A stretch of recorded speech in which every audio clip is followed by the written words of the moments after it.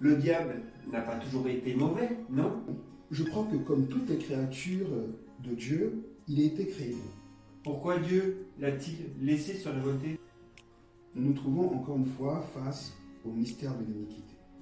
Que réponds-tu à ceux qui disent que le fait de ne pas pouvoir répondre à cette question décrédibilise Dieu? Dieu existe, indépendamment de ce que l'homme veut croire ou pas. Mais pour l'expérimenter, il n'y a qu'un moyen.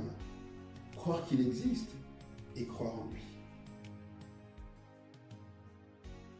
Ok. Que réponds-tu à ceux qui disent ne pas comprendre pourquoi Dieu, qui se présente comme un Dieu bon, aimant, laisse faire toutes les atrocités de ce monde sans rien faire?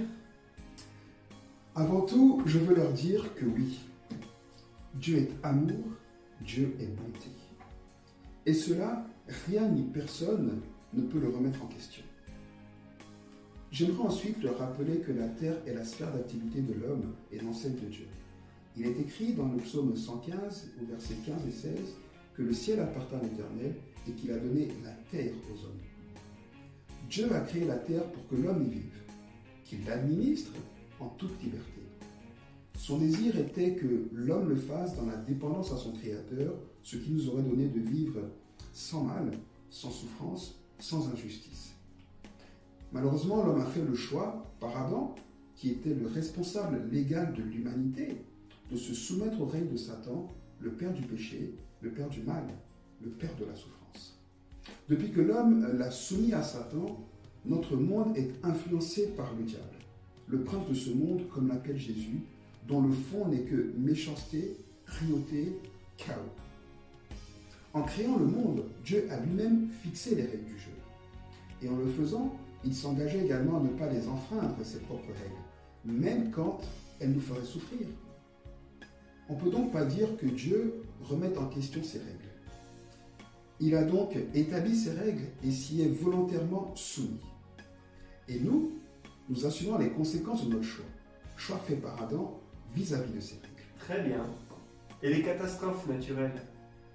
On ne peut pas prétendre qu'elles sont toutes de la responsabilité de l'homme. Bien sûr que non.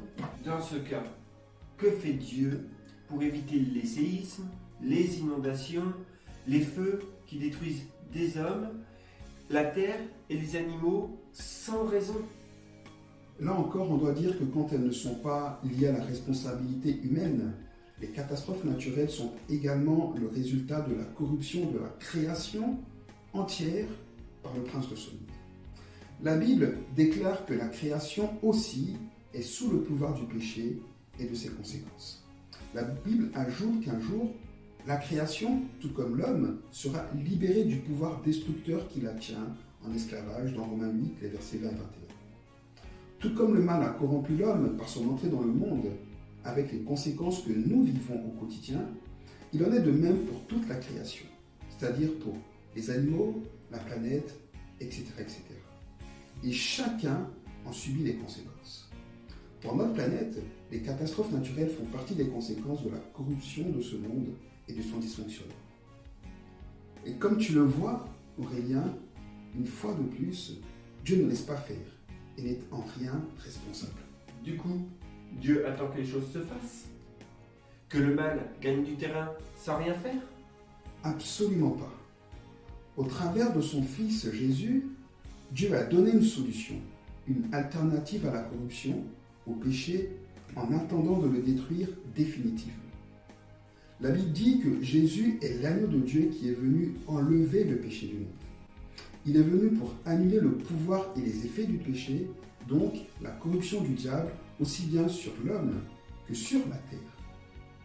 C'est la raison pour laquelle la Bible déclare que si quelqu'un est uni au Christ, il est une nouvelle créature, que les choses anciennes sont passées et que toutes choses sont devenues nouvelles.